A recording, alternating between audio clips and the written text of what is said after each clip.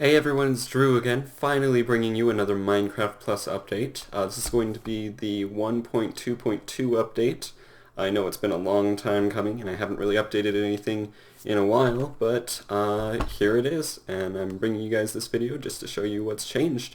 Going to be going over things rather quickly. I want this to be a bit of a shorter video, but I will try to get through everything.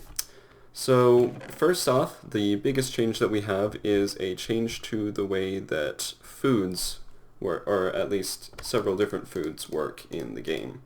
So all of the foods that you can see in my hotbar have some sort of change to them. They've been improved in some way, I like to say. So let's go into survival. Oh, and look, we're already a little bit hungry. I guess I must have been doing testing earlier. But going to eat our mushroom stew, and you can see we get a speed 2 effect for 10 seconds. That's pretty nice if you need to get around a little bit. The stews as well as the cookie, you can see these all give, well, that's empty now, but they all give 10 seconds of a certain potion effect.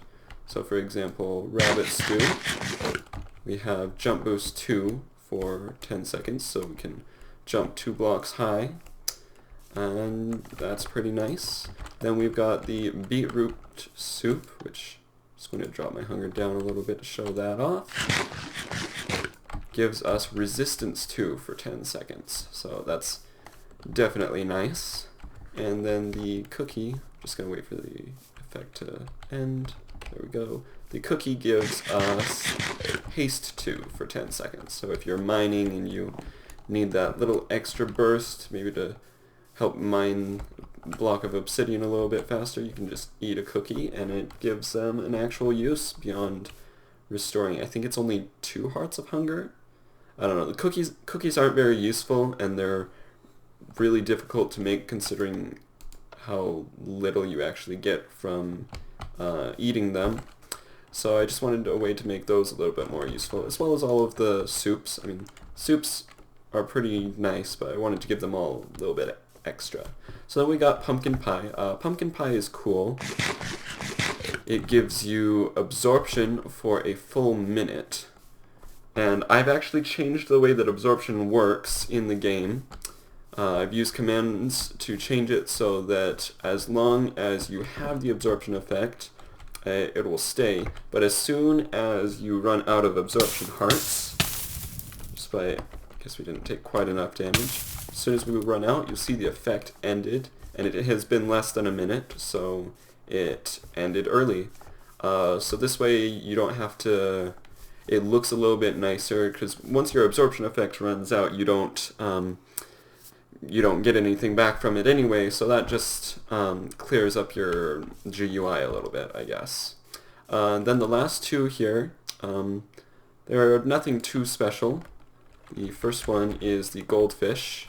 It is a common drop that you get from fishing. It doesn't restore a whole lot of health, but it looks kind of nice, so you'll find those pretty commonly. And then this is the golden fish, which restores a lot more health.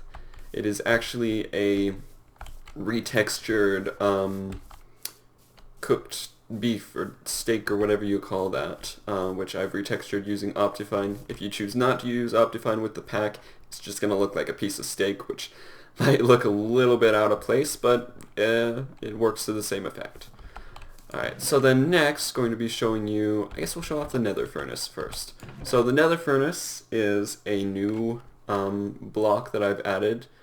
This is the crafting recipe, which you throw into the custom crafter to make one. So I'll just show that off. We get our 8 nether brick. It's basically like you're making a regular furnace, but you put a nether star in the middle, and we have a nether furnace. And did not want to do that. We'll throw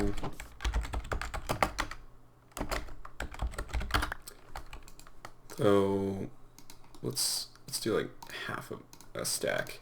Throw that in with our coal, and you'll see it smelts at twice the speed of a regular furnace on its own, which is pretty cool. But then it goes even further. I'm going to switch back into game mode 1 for this because I realized I didn't put enough stuff in the chest. So take our nether furnace, some more nether brick, and a lava bucket. Oh, and something I should point out, the nether furnace is always going to be facing this way, which is west, I think? Yes, it's always going to be facing west. Trying to figure out a way around that, but it's super complicated. So I will keep you guys updated on when I fix that. So what we can do, we've got our nether furnace here, but then if we take this nether brick and we build a... So we'll technically be using 15 blocks. It's a 16 block structure if you count the furnace itself. And we will make a nether forge. Now you'll notice this isn't actually doing anything right now. Doesn't have any sort of power because the nether forge is powered using lava. So once we've filled all of these spaces with lava... Ooh, that's loud.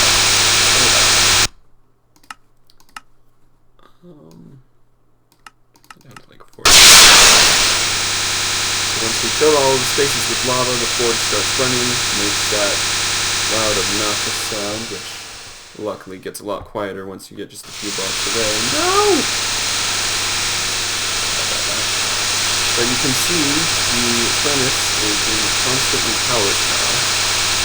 So we could leave that for a long while and it would continue to be powered. I'm actually going to turn the sound all the way down for just a moment because that's really annoying.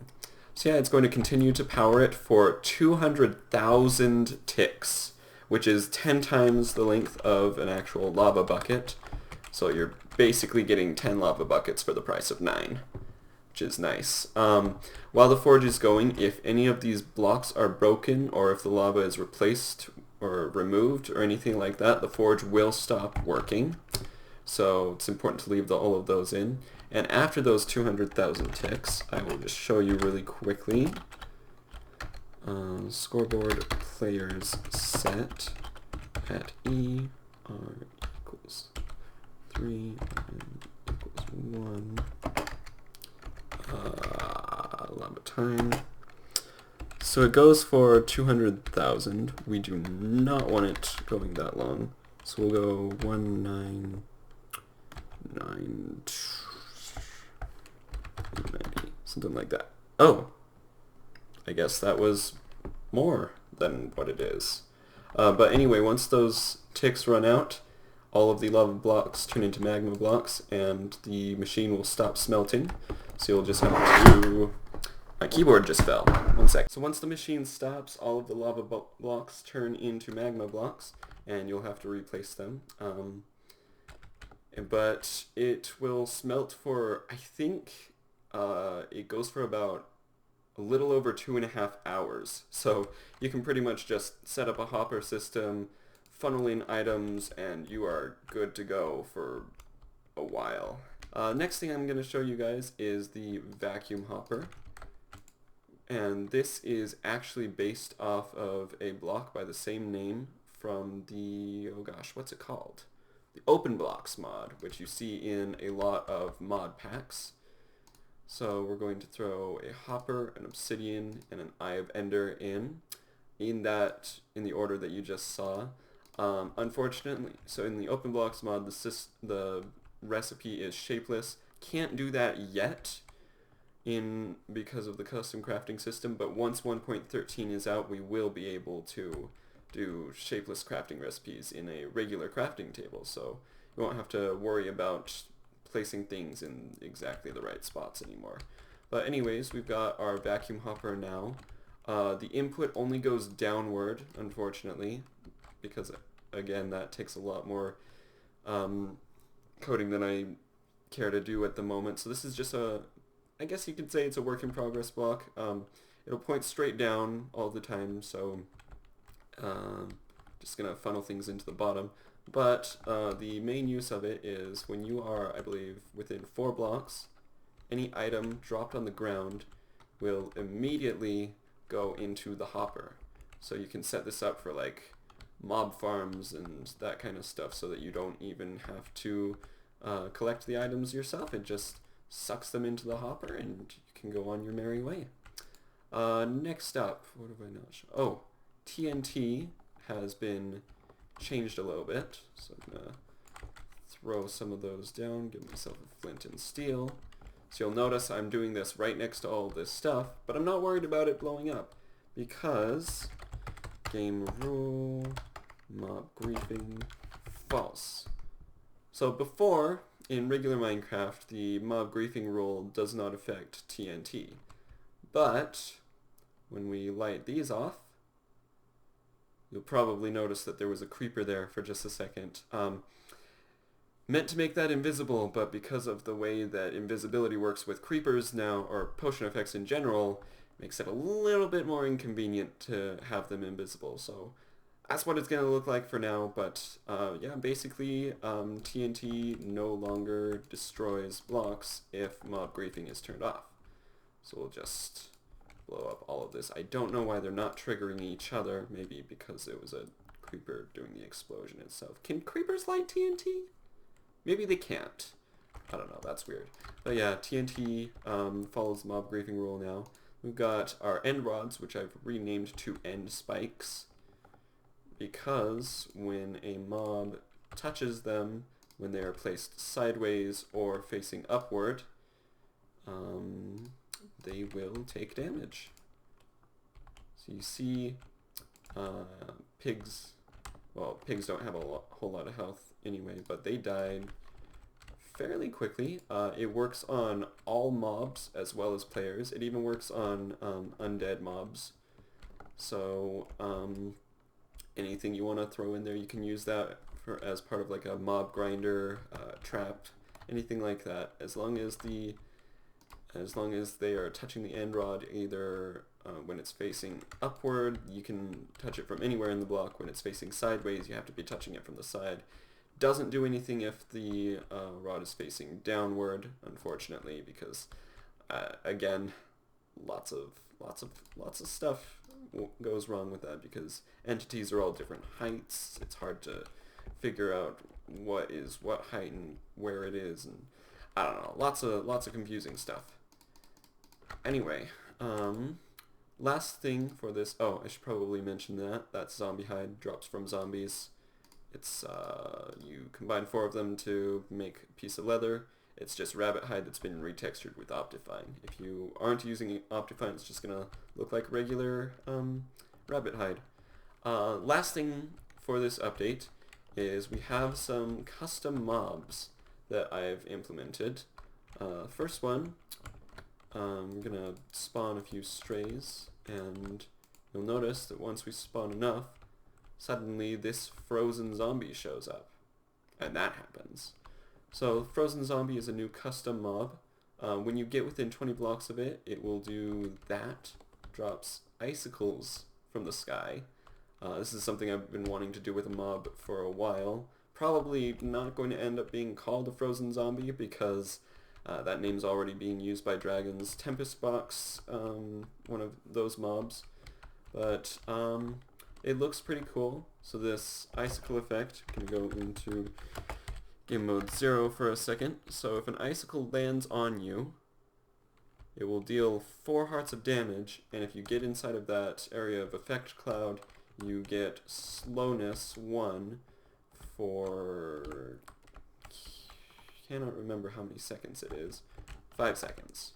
So yeah, frozen zombie has twice the health of a regular zombie, so it's going to be a little bit harder to beat, but not too difficult. The important thing to remember with this fight is to keep moving. You can actually lure the zombie into getting hit by the icicles and hit by the speed or slowness effect, so that's pretty nice. Gonna swap back into game mode 1 really quickly and just here, I'll just do this. This is easier. Sword that kills everything. That is incredibly useful. So just going to grab another Enderman spawn egg really quickly to show off the other custom mob that's been implemented so far. And that is the Enderling. when there's about 3 or 4 Endermen in the world, one of them will randomly turn into an Enderling. They teleport around randomly. They're very fast. They don't burn in the sun. And they're actually a little bit annoying to deal with. They're like baby zombies, but Endermen. Luckily though, they only have... Oh gosh. See, that's one of the things. Teleports behind you, says nothing personal, kid. And then you die. They only have 2 hearts of health, so probably should have had a sword or something to beat that. But yeah, that's the Enderling, and I believe... Where's my showcase area? It's over here. I believe that's everything for this update of 1.2.2. Of course, the download is going to be in the description. You can always find it on my website. And if you guys notice anything else that I didn't mention, or if you have any ideas for other things that I can add into the data pack, then please let me know. I would love to hear your suggestions. But thank you guys so much for watching. You have a great day.